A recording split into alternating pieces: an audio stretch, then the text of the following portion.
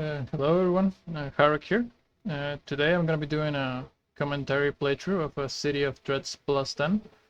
I did this run last night. This group is half pre-made and half puck. The tank and the hunter came with me, but the other two DPS are puck. Uh, and I'm going to try to explain my thought process as we go through the dungeon and what do I usually do to like manage my CDs and handle different packs and bosses. This is not scripted. I have not watched this run. I obviously ran it, but it's not the same really, so we'll see how it goes. So when you're doing a queue with a tank that wants to do something different, or like you might think it's crazy or uncommon, I think it's usually better to go with the flow and just do what they want to do. Like every tank has their own comfort way of doing the dungeon or the specific way they have practiced more.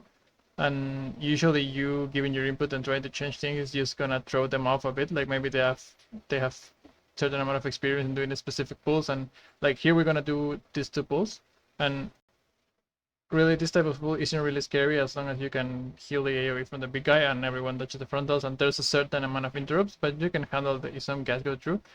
But like maybe certain tank is used to doing it a certain way and you get being scared of this pull, it's just gonna throw them off and they might not have cooldowns later and you're gonna ruin them.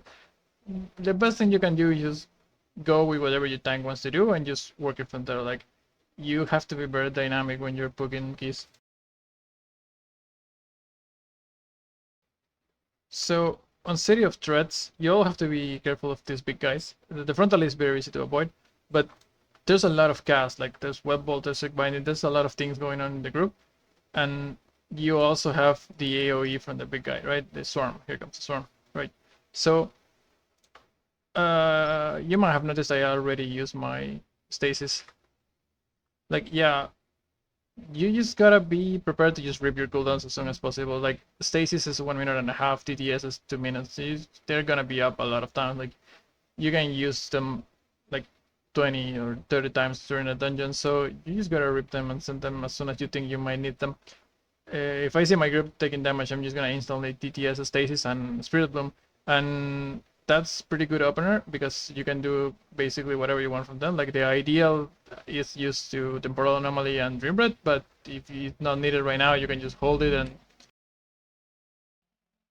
and do something else instead. So yeah, this pack is gonna do a lot of damage because a lot of casts are gonna go through. That's just the nature of a bug. And then you have to heal the AoE. So yeah, so I sent my TDS and my stasis.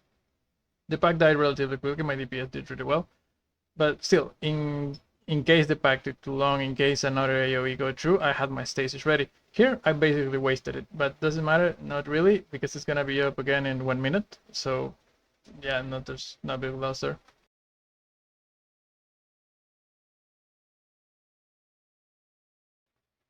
Again, I'm not completely sure what my tank wants to do here, so I'm just going whatever I want.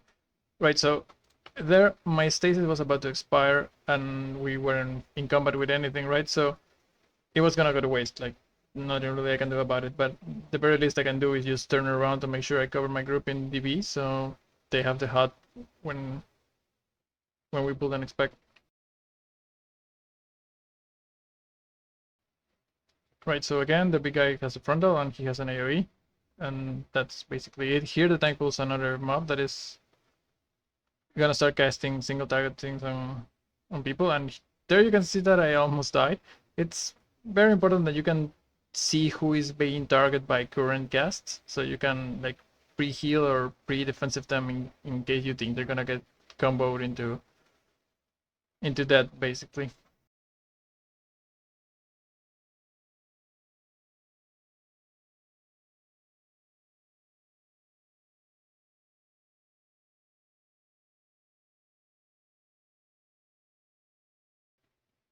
Right, so there we're fine.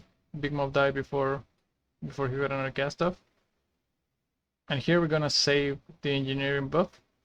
I wasn't exactly sure what pack he wanted to save it to, but he said save it, so we'll roll with it. This other pack isn't really isn't very dangerous. You just gotta spot heal the person with the orbs. You can dispel it instantly, or you can let it expire. Obviously, you gotta do a lot more healing if you let it expire, but it's kind of a give and take. If you instantly dispel it, you're gonna be sending orbs, and the DPS might not be ready for you to dispel it, and you don't have a good way to communicate that you're about to dispel it. So sometimes it's better. It's less efficient, but sometimes it's better to just let it expire and heal it through, because that way DPS knows when it's gonna expire and they can position accordingly at that moment. This pack is again a little bit scary because you got people that are, my tank almost dies there. You got people that are gonna get targeted by single target bolts, and then you also have the AoE from the big guy.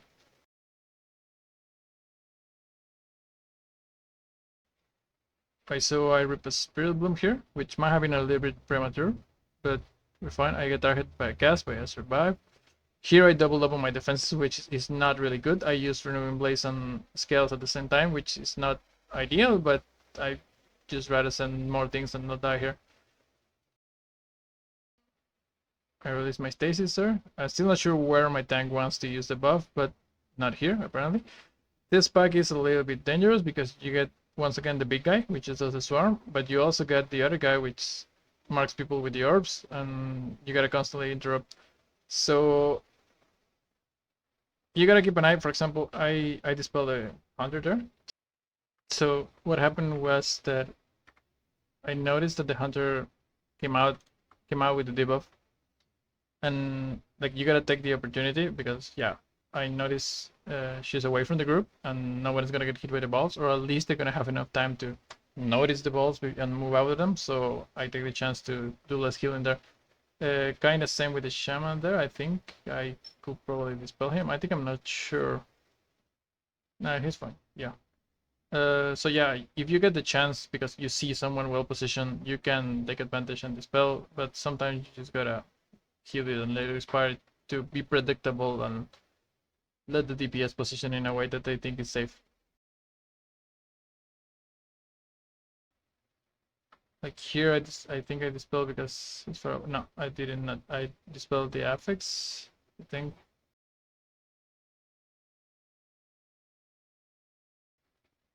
This is just a really tough pull in general. Like there's a lot of damage going out with the debuff and also the swarm.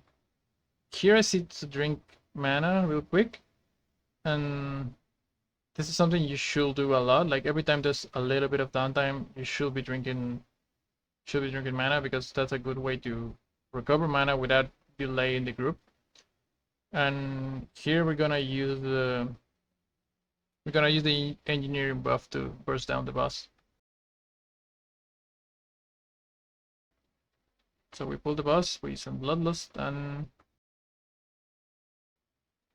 I feel my stasis. Once again, I just send my cooldowns because I think I might need them, and it's better for me to have them ready in case I need them. Like this boss is gonna last maybe 3 minutes, so my cooldowns are gonna be back up. I'm gonna get another use of them. So if it's dangerous, I'm just sending it.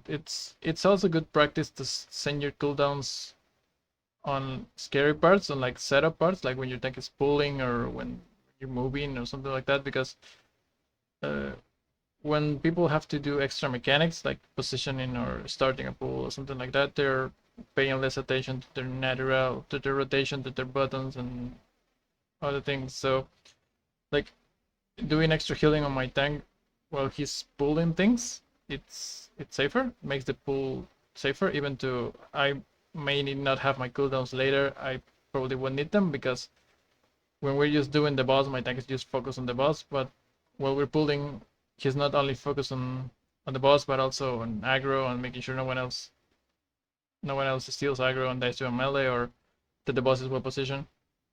So yeah, just sending the cooldowns again.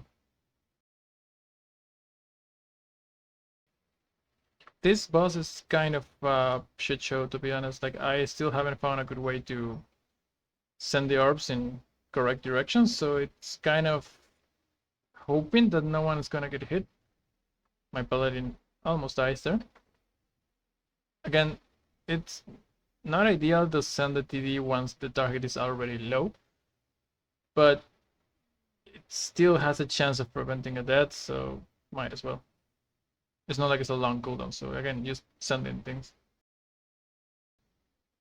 And again, here I just sit to drink because there's a little bit of downtime here. They have to walk all the way there, and there's a little bit of roleplay, so I can just recover like half my mana in a couple of seconds. And it doesn't really matter if they pull the pack like 5 seconds ahead of me and I'm 5 seconds behind, because yeah, it doesn't really matter.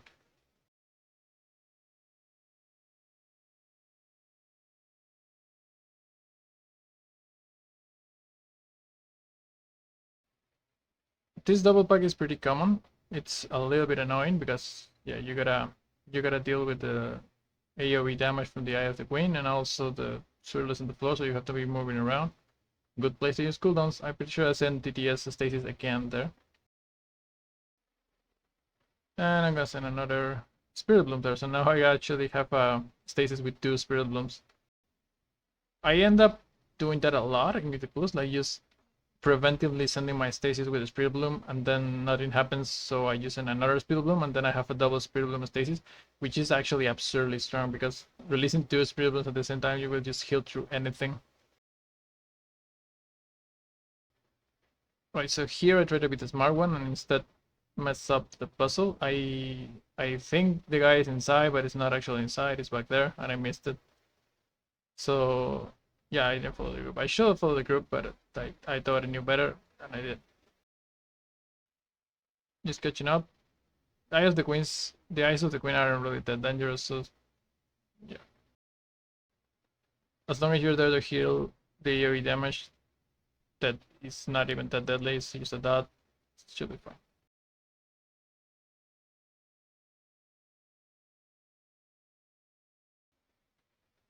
There's another thing to consider here that, like I have Spirit Bloom right now, so I could cast a Spirit Bloom on myself and top everyone, but this is a small optimization that you can do sometimes. Healing everyone to full right there will actually be a DPS loss because if I heal everyone, I just cap my Scarlet adaptation and then I send 1 Chrono Flame and I used it all. But instead, if I'm just basically healing everyone with healing over time, then every single my Chrono Flame is gonna have a little Scarlet adaptation in them. So I'm actually leeching more Scarlet adaptation from slowly healing them back up while I DPS as opposed to just heal them back up at once. So it's not really a big thing. It doesn't increase your DPS a lot, but it's a small thing you can do sometimes if you are sure that there's no other source of damage coming and you can just let people sit on healing over time effects. It's actually a pretty common problem that you send a Dream Breath, and Dream Breath actually heals for a lot, but it takes a lot of time. So you see that people are still low and you send another thing like a Spirit Bloom, and now you just use your 2 empowers and you have nothing else to heal. When there wasn't anything dangerous happening and you could just sat and wait and let Green Bread heal the group back up, but you didn't, so you wasted cooldowns there. So you have to know damage patterns of things, so you know when you can trust your Green Bread to just heal people slowly, and you know that it's not gonna let people die. Sometimes you just really gotta top people as soon as possible, but sometimes you can just let HOTS do their work and just do other things. It just really comes with experience and doing things a lot of times.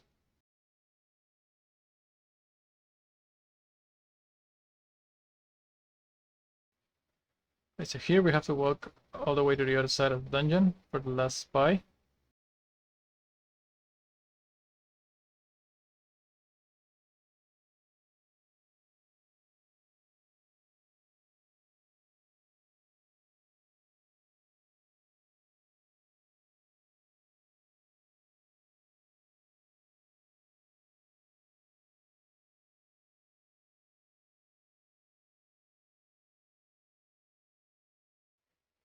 Use preemptively temporal anomaly to have echoes in the group. Usually what I do is I send a temporal anomaly when we start pulling a pack and just sit on the echoes. And depending on what happens after, I decide what to do with them. If nothing's happened, they're about to expire, I might just reversion just to have some reversions. If there's heavy damage like here, I can just Spirit Bloom, I mean Spirit Bloom is gonna get extra strong because I have echoes, and the Pearl Anomaly is already back off cooldown, so I can use the echoes and then immediately apply them again.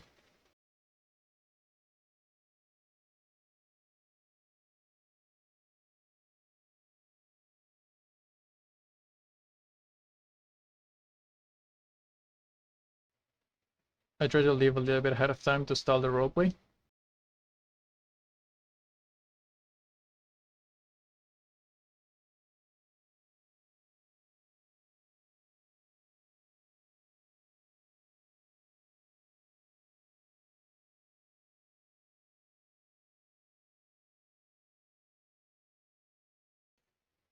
Uh, while we're waiting on the roleplay, uh, this thing happens a lot in dungeons where Blizzard just puts a long roleplay in certain sections, and sometimes it feels really bad because you feel like you're just waiting around for something to happen. But you gotta keep in mind that they actually take into account how long the roleplay takes and add it to the timer. So, like, it's not like you will have more time to time the dungeon if there was no roleplay. Like, the timer will be shorter, so you can just chill there and not feel bad about the timer going out because of roleplay.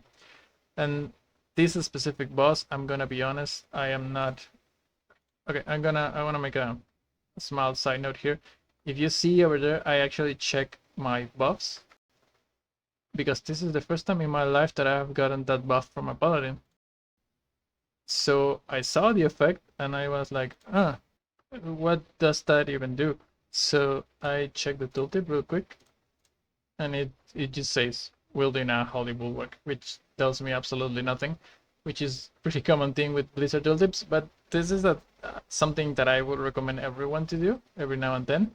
If you see a buff or a debuff or something and you don't know what it does, just read it. Like, maybe even if I die here because I'm distracted reading a tooltip, knowing maybe this information will actually save me a lot of time and pain in the future. So eventually you gotta read it and figure out what I do, right? So it's actually pretty common for me to just randomly read tooltips when something shows up and I don't know what it does. So this boss, I actually don't really know what this boss does yet, and if I remember correctly, I died here.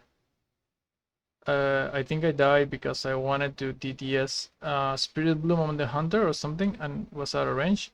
Yeah, I was there. I didn't even had Spirit Bloom. I just messed up. Right, so I was distracted. I messed up. It happens to everyone. I got equipped with the rest. It doesn't matter. We just keep going. Right, so I actually need to do more research on this boss. I am not really good at doing it. I believe that the two dangerous parts are the tank soak, like which is Rhyme Dagger, which is coming right now. I've been told that this is divided among people around the tank, and it happens 2 times back to back around 5 seconds after the first. So I just try to stack with the tank. I am not exactly sure if this is true, but that's what I've been told, and I need to do more research on the fight. Uh, then the boss faces back into the first phase, and the dangerous part there is the daggers that killed me before. So gotta pay more attention to the daggers.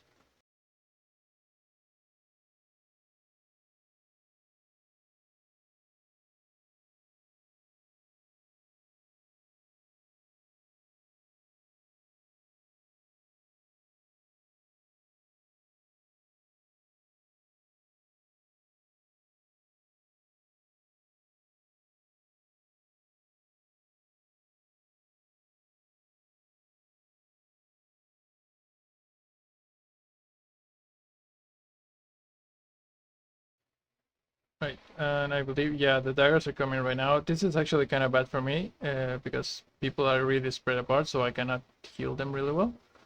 But at least this time I pay attention to the daggers and don't die. And it doesn't, like, the combination of effects doesn't actually do that much damage, so as long as you're top, you shouldn't die to it. But yeah, it's definitely not ideal. And in the future, when I do this boss, maybe in a higher difficulty, I will try to pre-echo everyone before the daggers. That way I can lifeline even if they're out of range and heal it that way. That's the main tool for healing people out of range as preservation. You use pre-echo and then you lifeline, but you have to know that that specific mechanic is coming up so you can do it. Right. I just kind of panic rewind there, but doesn't really matter. It's fine. That's what cooldowns are for.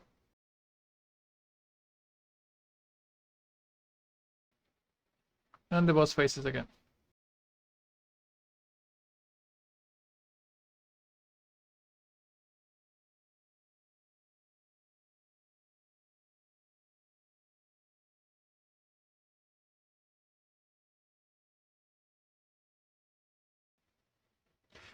This boss is kind of weird, in my opinion. Like, I know there's a clean way to do it, like you're supposed to like run them around the room, I think, because you could keep dropping the purple slashes that you saw there on the end.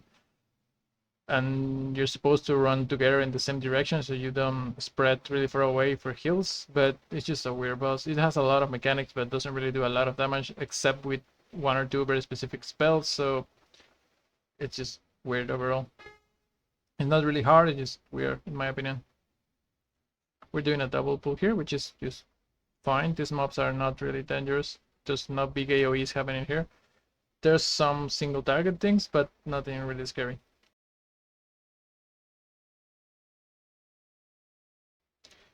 Well, maybe my tank should be scary. Like, it's a paladin, so I have to be careful of he just flopping and dying randomly.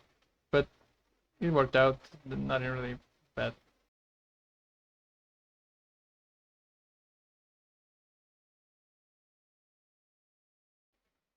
Now, I do want to know that I am aware that there's a specific percentage of trash that you have to achieve before you go up. But I also don't know what it is. Like, I know that there's a number, like, once you get up these stairs, there's a number like you have to be at this percentage, otherwise there's not enough trash in the rest of the dungeon to complete your percentage. But I actually don't know it, and I kind of don't know it for any of the dungeons. Like, when you're pugging, that's kind of the tank's job, and if the tank messes up, well, you deplete the key and you go again. Not really, not really. It shouldn't really be your problem, right?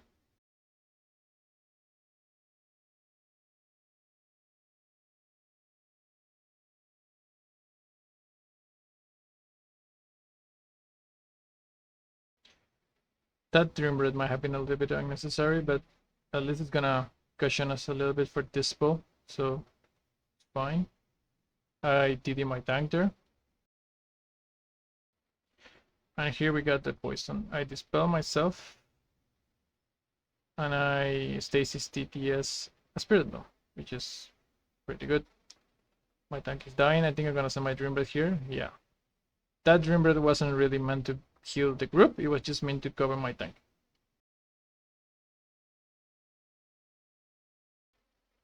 Here's the spray coming again. I Zephyr there to reduce a little bit of the main hit, and I release my stasis. Just trying to heal everything here because we got the absorbs and there's damage happening, so I'm just pressing my buttons.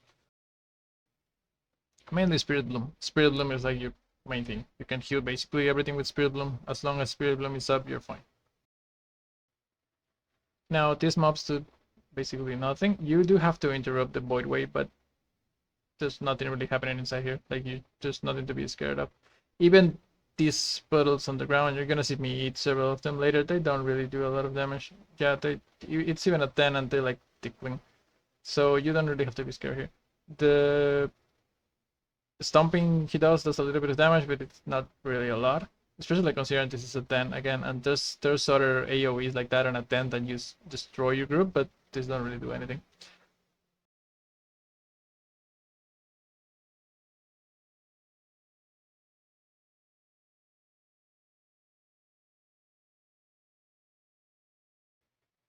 See, I used like 4 of them there, and didn't really matter. I wasn't full HP, and I didn't die. It doesn't really matter. The very least you can do when you're gonna have to eat a mechanic or get hit by something is at least check how much damage it does, so you know how dangerous it is for the next time. So, right, so this boss is actually kind of hard. This here requires a lot of healing. It's weird because some of that healing goes into an absorb. It's not necessarily damage coming out, but you still have to heal it because there's damage after, and if you don't heal the absorb, well, you cannot heal the HPs. But yeah, so you get the stomp, and after the stomp you get the blobs coming in, and the blobs drop more puddles and stack the absorb on people, right? It's a little bit weird because we are really good at AoE healing. Like obviously, if everyone has a one absorb, you can Spirit Bloom and cover a lot of it. But also, preservation is really good at healing itself. Like I do a lot of healing on myself, kind of for free, and my master is always active on myself. So I'm actually pretty safe. That if I have to drink several on my own, then I can just do that. I'm not scared of that because I know I can just heal myself for a lot very quickly. That's not counting that I have also my health pot, right? And here our tanks dies. This I wasn't expecting that. I should have TD'd him. I messed up, and I actually took a lot of time to battle rester, but we kind of recover. I engineer and rest him, and then he rests the hunter right there. Yeah, and we recover. So that was actually kind of catastrophic. That should not happen. My hunter doesn't feel safe resting. I'm not sure where is the rest, but just waiting for a. And this is kind of rough because I can heal her as soon as she comes up, but I don't know when she's gonna come up. There we go. She just insta turtles because she's scared. That's fine. Cooldowns are for using them.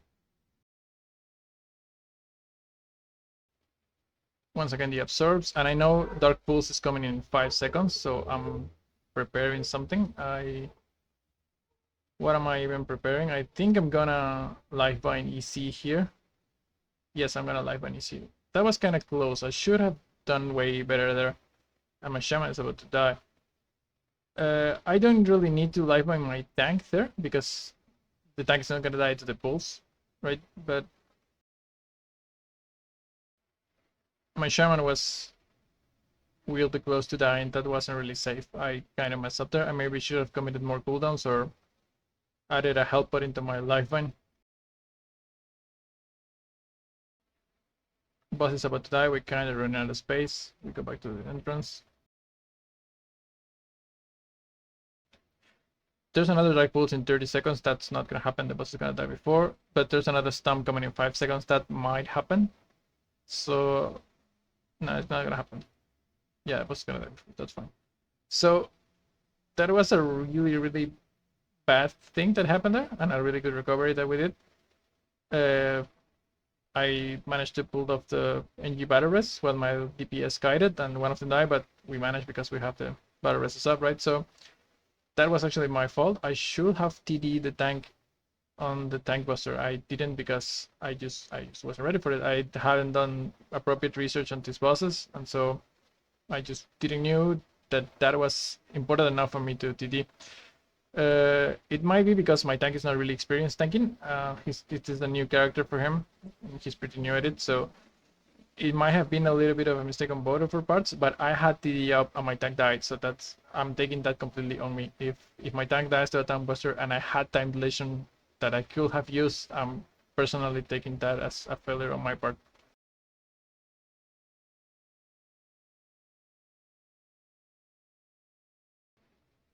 Now these mini bosses are really scary, but ideally you can do them one by one, which helps a lot.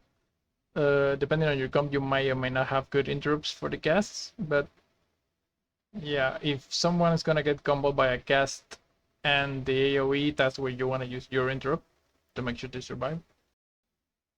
Like, see, if you're gonna heal, the root and someone is getting targeted by the bolt, that's the one you want to interrupt because you're probably gonna save that person.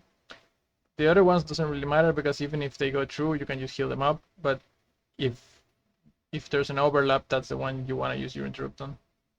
You get more value out of it that way.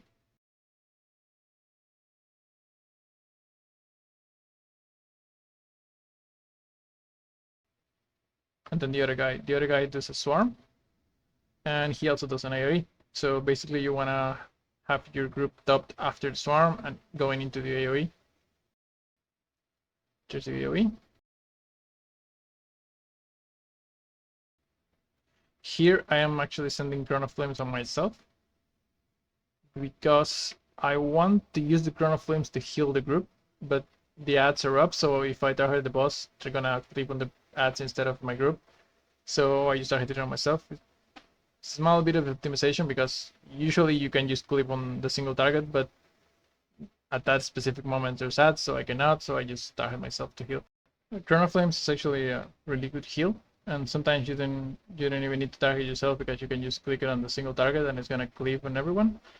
But when there's ads up and you still want to use it to heal, use target friendly. It's very good as a heal.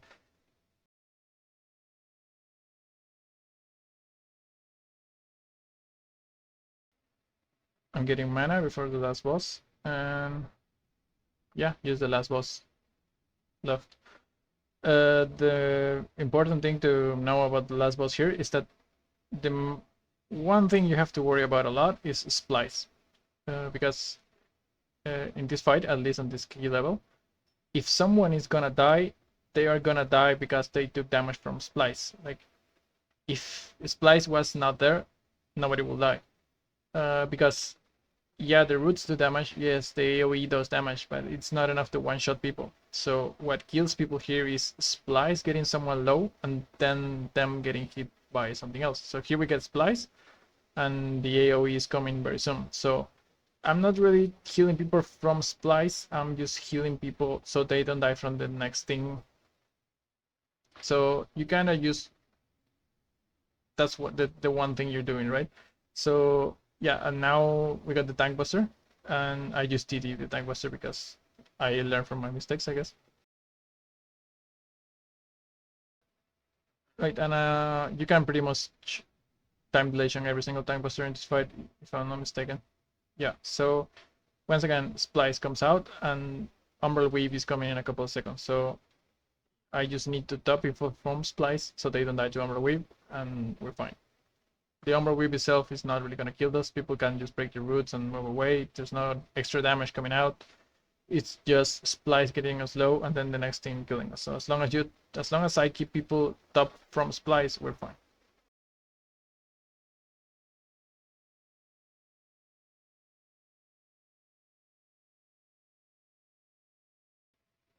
Just TTSing Stasis as Spirit Bloom, like usual.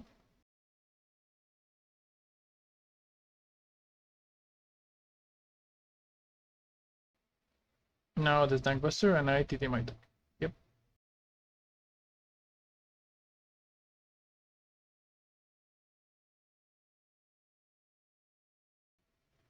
There's another Splice in 4 seconds. I have my Stasis and I know that we're nearing the end of the fight.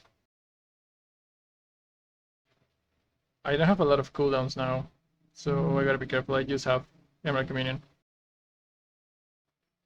But we're fine, I think. I have enough essence to EC the next Splice if needed, but the boss is at 2%, it's gonna die now. Yeah, doesn't matter. And that's it. That's City of Threats plus 10 with some mistakes around there. With my friend the tank who just made his paladin this week, I believe. And just 2 other bug DPS. It went pretty well, I think. It was a pretty fun run. It was a pretty normal, nothing too exciting. Just going through the motions kind of. And just also realizing that I need to do my research on this dungeon because I haven't been respecting it enough. Like the second and third boss, I haven't done enough research on the mechanics and how they work, so I paid for it. My tank died and I died, and that wasn't really bad. And if this was a higher key, or if we're playing a little bit worse, that may have made us deplete the key. This was just a 10, so it's fine, but I really need to hone in on those 2 bosses so I can do better in the future. I feel very comfortable on the last boss. I know how it works. I know what I have to do. But the other 2 I hadn't respected before, and I've been paying for it. Not only this run, but on several other runs I've done. Those 2 bosses just kind of get hard for me because I haven't done my research. That's actually a very important part from me to push. You actually have to know what the bosses do. They don't have a lot of mechanics, but the mechanics are usually very dangerous. So you gotta just know what they do, right? So that was it for this run. I hope that was informative. I hope you learned something, and we'll see if I do more of this in the future. Bye bye.